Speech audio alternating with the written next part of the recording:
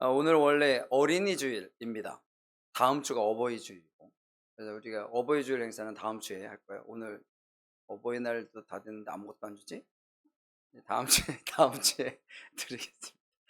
어린이 주일. 근데 우리 사실 어린이가 없어요. 우리 교회에 어린이가 하나도 없어가지고 뭘 할 수도 없는데, 하여튼 아, 어린이 주일. 그리고 5월은 가정의 날, 이제 가정의 달이죠. 그래서 가정의 화목함을 이루는 것이 중요한데, 정말 믿음의 가정이 다 되었으면 좋겠습니다. 저도 이제 가정이 저희 이렇게 우리 저한테는 우리 집을 뭐라 그러나? 원래 저쪽에서는 시댁 친정이라 그래. 우리 집은 친가외가라 그러나? 니네들한테 친가외가고 하여튼 저한테는 하여튼 우리 집 저쪽 집 하여튼 그럼 이렇게 가족들을 이렇게 보면 그 전반적으로 분위기가 좋습니다. 이쪽도 그렇고 이쪽도 그렇고. 요런 집이 사실 어렵거든요. 양쪽 집 다 서로들 가족들 간의 관계가 좋은 것이 참 어려운데, 우리는 은혜라고 해야 되나 다행이라고 해야 되나, 하여튼 그래서 감사합니다. 이런 가정에 있어서 사실 항상 강조하지만, 뭐 돈이 많거나 뭐 이런 것이 많으면 좋긴 하겠지만, 그것보다는 그래도 화목한 게 좋지 않겠습니까? 서로 이렇게 격려해 주고 기도해 주고 그것이 훨씬 좋겠죠. 저는 그쪽으로 이제 항상 추구하는 사람이긴 한데, 어쨌거나 이 가정의 달에 그 일단 한 달만이라도 싸우지 맙시다. 가족들 간에. 하여튼 뭐 영원히 안 싸우는 게 제일 좋긴 하겠고요. 네, 가정의 달에 귀한 모습과 삶이 되었으면 좋겠습니다. 말씀은요, 레위기입니다. 사실 강해 설교에서 정말 어려운 설교 중에 하나가 레위기거든요. 그래서 제가 레위기를 넘어가려고 하다가, 그러면 또 폼이 안 나잖아. 또 강해 설교한다는데. 그래서 제가 레위기 벌써 이제 세 번째 인가? 하여튼 그렇게 해서 진행을 하는데, 레위기는 참 어려운 말씀입니다. 그리고 특히 이게 제사에 대한 내용들이기 때문에 어떤 사람들은 그런 얘기 많이 해요. 구약에 있는 말씀들이 되게 많잖아요. 근데 구약에 있는 말씀들은 말 그대로 구약이다. 옛날에 주신 말씀. 그러니까 예수님 전해 주신 말씀이기 때문에 우리는 신약을 따라야 한다. 뭐 그렇게 얘기하시고 뭐 여러 가지 이건 안 해도 된다 그러는데, 그럴 리가요. 예, 그렇게 얘기하면 안 됩니다. 그렇게 얘기하면 돼. 구약은 신약이 예수님 탄생 이전에 예언되어진 말씀이고 여러 가지 말씀들이긴 하지만, 그러면 예수님 이후에 나온 신약만 믿어야죠. 그럼 구약이 필요 없는 거잖아요. 그렇지 않습니다. 그래서 구약은 분명히 중요하게 존재되어지는 거예요. 지금도 동일하게 우리의 말씀으로 우리가 인정해야 되는 부분들입니다.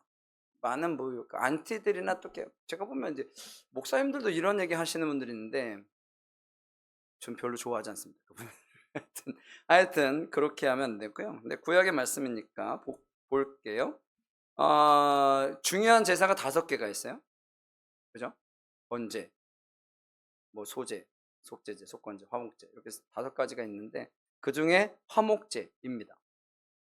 화목제는 일단 말 자체가 또 화목이죠. 그래서 제가 오늘 다른 말씀을 드리려고 하다가 말씀이 화목제이니까 그래서 그냥 가는데, 화목제는 셀렘이라고 해요. 셀렘은 평화입니다. 우리가 잘 아는 단어가 있죠. 샬롬. 샬롬이 평화라는 단어잖아요. 그래서 예루살렘에 할 때 이 살렘, 그래서 예루살렘은 평화의 도성이라는 뜻이에요. 그래서 이 평화라는 단어를 하나님은 좋아하시고 예수님도 좋아하시죠. 자신을 배반했던 제자들을 처음 만나서 한 얘기가 뭐예요? 샬롬이잖아요. 너에게 평강이 있었어. 우리는 배반하고 돌아서면 처음에 만나서 이거잖아요. 네가 감히 뭐지 이럴 수가 있어 막 그러잖아요. 내가 그동안 해준 게 얼만데. 그런데 예수님은 샬롬 그러셨거든요. 우리에게서의 삶에 있어서 샬롬은 중요합니다.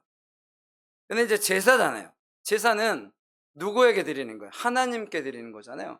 그러니까 제사는 우리끼리 좋아하려고 제사를 드리는 게 아니라 하나님과 나와의 관계에서의 제사인 거죠. 지금 예배도 마찬가지죠.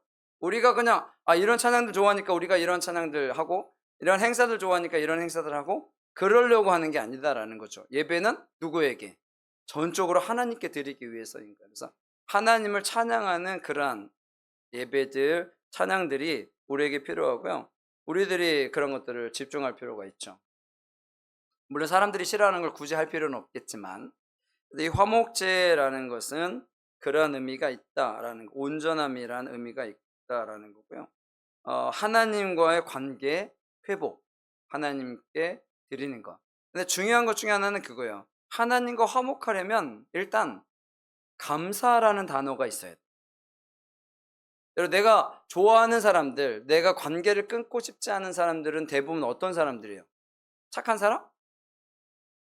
아니면 나에게 잘해주는 사람? 아니면 나에게 선물을 많이 주는 사람? 누구예요? 그런 사람이 없어서 잘 몰라요. 그래서 보통 나에게 무엇인가를 주는 사람들과의 관계가 좋죠. 대부분 그렇습니다.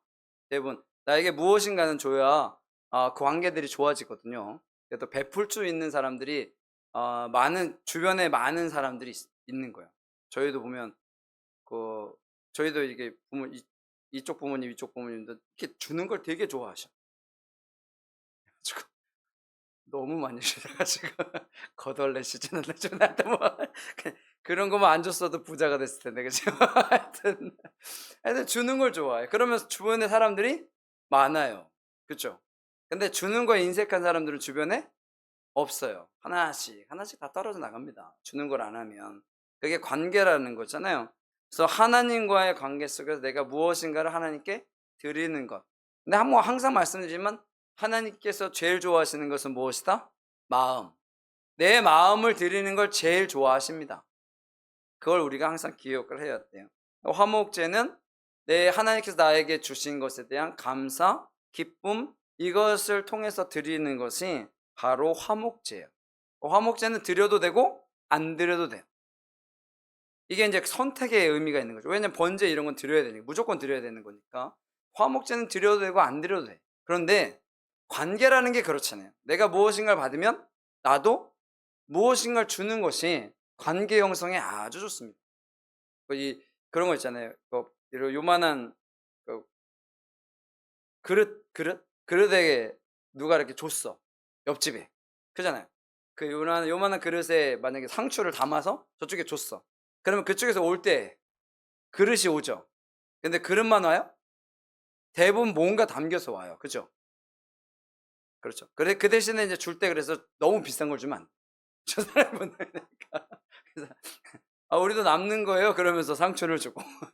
그러면 옆집에 금 1돈짜리, 1돈짜리 선물로 주면 그릇에 담아서.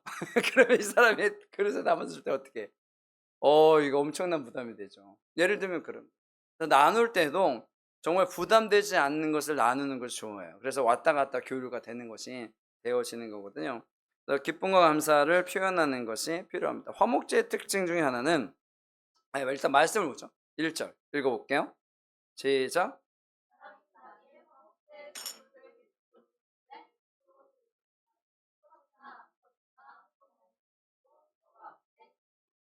아멘. 화목제 원래 제물은 수컷만 드려야 됩니다. 그죠? 수컷. 원래 제물이 그렇게 기본이에요. 근데 여기는 모두 암컷도 드려요. 그러니까 다시 말하면 뭐예요? 구별하지 않는다는 거예요. 그죠? 구별하지 않고 드리는 거예요. 화목제이기 때문에. 그러니까 하나님께서 주신 것에 대해 감사하는 거기 때문에 어떻게 해요? 감사제, 서원제라고도 하는데 낙헌제 뭐 이런 의미들이 있는데 구별하지 않아요. 어떤 것을 드려도 돼. 어떤 것을 드려도 돼. 원래 암컷은 드려지는 것이 아닌데 드렸다라는 거예요. 하나님께 대한 감사하기 때문에 어떤 것을 드려도 돼. 그 다음에 2절 읽어볼게요. 2절 시작.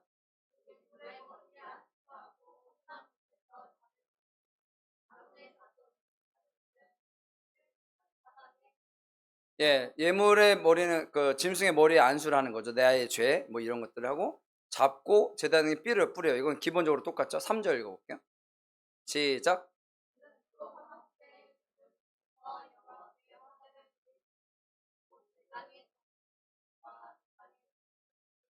4절 그의 기름 곧 허리 쪽에 있는 것과 간에 덮인 거풀을 콩팥과 함께 떼어낼 것이요. 아멘. 여기 보면 뭐예요? 화제라는 것은 불로 태운다는 거예요. 태워서 드리는데 뭘 드리냐면 내장에 덮인 기름, 내장에 붙은 기름, 콩팥, 그 위에 기름, 곧 허리 쪽에 있는 것, 간에 덮인 거풀, 콩팥과 함께 떼어낼 것이. 그러니까 기름과 장기들을 하는 거예요. 원래 우리나라는 뭐 다 먹죠. 우리나라 뭐 기름도 먹고 피도 먹고 삼겹살이 그래서 유명하잖아요. 원래 삼겹살이 뭐야? 기름. 그래서 소고기에 마블링 있잖아요. 그거 원래 기름 덩어리잖아요. 근데 우리는 그거 없으면 뭐해? 맛이 없다고 그러고 싸다고 그러잖아. 기름 기름이 있는 하여튼 뭐 우리나라는 그 기름을 되게 좋아해. 그래서 기름을 다 먹죠. 근데 기름을 먹는데 원래는 기름을 먹으면 안 됩니다. 몸에 해로워요. 몸에 해롭다고. 물론 기름도 먹어야 될 필요성이 있긴 하겠지만 그렇잖아요. 우리나라는 뭐 내장도 다 먹죠. 뭐 콩팥, 허파, 간, 심지어는 귀, 혀. 안 먹는 게 없어. 족발, 족발, 돼지 발도 먹고 머리도 먹고 하여튼 다 먹어. 다 먹잖아요. 그래서 다 먹어서 그렇지 원래는 안 먹는 거예요. 원래는 그런 거 안 먹고 뭐만 먹어? 고기만 먹죠. 고기 살만 먹잖아요. 그래서 화목제는 이거 오늘 말씀에는 제가 안 넣었는데 이거를 제사를 드리고 어떻게 남은 게 이제 고기들이잖아요. 이건 어떻게 나눠 먹어. 같이 나눠 먹는다고. 제사장도 드리고 같이 나눠 먹는다고요. 그래서 하나님께는 뭐만 드리는 거야? 안 먹는 것만 드리는 거야. 하나님께서 원하시는 거 안 먹는 것만 받겠다는 거예요. 근데 이 안 먹는 게 사실은 중요한 거예요. 장기들이 엄청 중요하잖아요. 만약에 뭐 이렇게 따지면 장기들이 비쌀걸요? 그죠? 고기보다? 그쵸? 여러분 고기 한 근에야 뭐 얼마나 여러분 눈 하나 하면 얼마겠어요? 이게 몇 천만 원.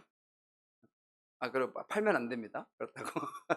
돈 많다고 나 돈 없다고 눈 팔면 안 돼요. 장기 떼고 그러면 안 됩니다.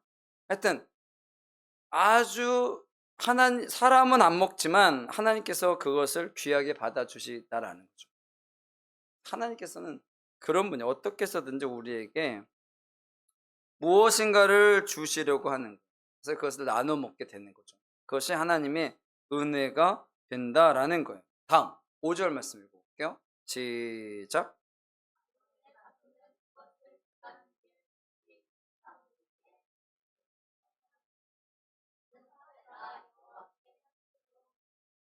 아멘. 향기로운 냄새가 된다라는 거죠. 하나님께 드려지는 거.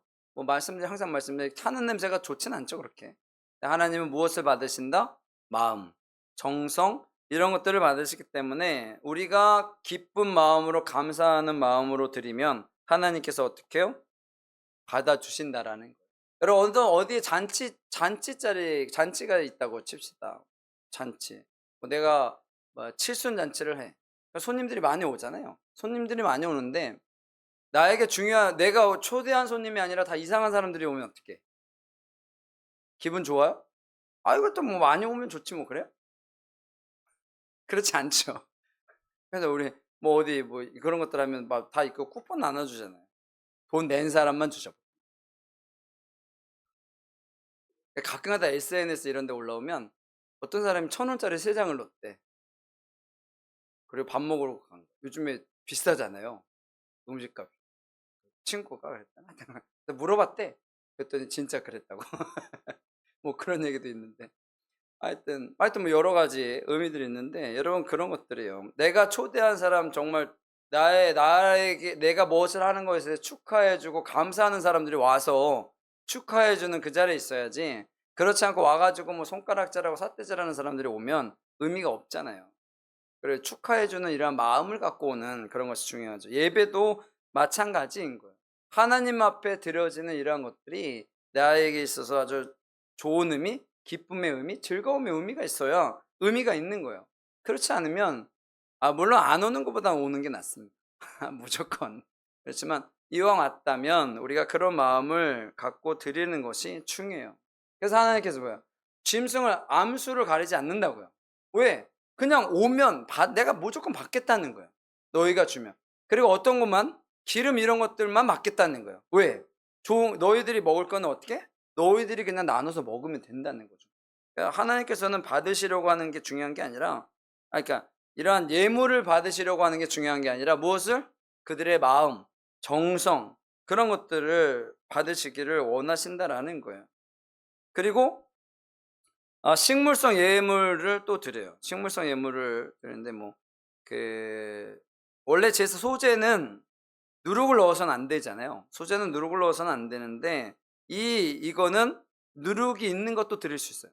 그러니까 다 드릴 수 있어요. 그냥 드리고 싶으면 하나님께서 다 열었어요. 원래 제약이 있고 이런 게 있는데 그냥 다 드리는 거예요. 그러니까 감사하는 마음만 있으면 다 받겠다는 거예요. 그러니까 제일 중요한 건 뭐라고요? 감사하는 마음. 감사하는 마음이 있어야 한다라는 거죠. 그것이 필요하다라는 거예요. 화목제와 번제의 차이점, 정말 그런 여러 가지 의미들이 있어요. 그래서 뭐 내장을 드리는 요소, 뭐 여러 가지 의미가 있는데 원래 내장은 상당히 중요한 부분이죠.